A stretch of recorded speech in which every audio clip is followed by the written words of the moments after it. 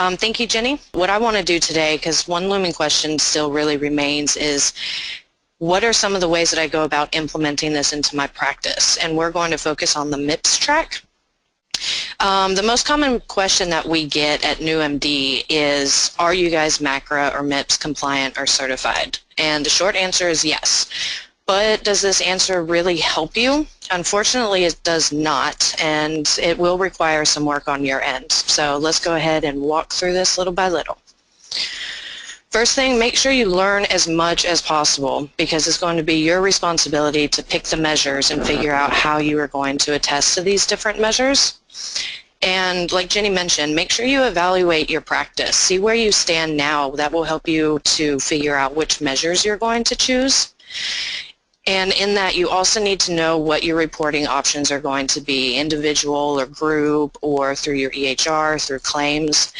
And then make sure you're educating your staff. This is going to take some work incorporating this into your workflow. So your staff, you guys need to work as a group. The next slide that we have is going to be very helpful to access this information. We're going to go through a lot of this information in this, but this will help you refer back. And when this is published, these will actually be links to take you to the different areas that we'll talk about. So for the MIPS reporting requirements, again, we just need to learn, you need to decide if you want to do individual or group, and then learn about the reporting requirements for each category. So for improvement activities, for the first year, all you have to do is designate a yes or a no response for the activities listed on the Clinical Practice Improvement Activities Inventory. For quality, your data submissions can either be administrative claims, your EHR, registries, or if you're reporting as a group, you have the CMS web interface. For cost, this does not require any data submission. CMS will actually calculate your score based on services delivered and the Medicare payments that were paid for these services. For advancing care information, like again Jenny said, you need to make sure you're using at least a 2014 ONC certified EHR. Next year you'll have to be using a 2015 certified edition. So next is how to determine what measures you're going to attest to. First is cost. As it says here, you're not required to select any measures, as I had mentioned. And cost is not actually going to be factored into your MIPS score for the first year, but it will increase to that 10%. And so you have to learn about these now. One of the links that I gave to you is going to give you more information on how CMS is putting together these episode groups and the triggering codes that go along with them. So when you get some time, go ahead and take the time to look over them and get familiar with them. This is a great tool that you can use. Again, a link is provided for you to filter out improvement activities to help you decide which ones you would like to do. You're going to need to complete 4 out of about 92 provided improvement activities. And you need to make sure that you really read about these the activities, because they can vary from humanitarian volunteer work. It could be care coordination initiatives. There's ways that you can expand your access to your practice for your patients, like telehealth or expanding your hours, and to proactively managing chronic and preventative care.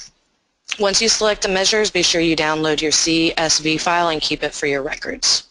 For quality, again, there's a search tool provided for you, and what you guys see on this slide, I use the filters to filter down by specialty. I use the general practice, and then I filtered down that I'm going to submit via claim submission. And when I did that, I thought about my patient population, and I used an elderly population as my little test case.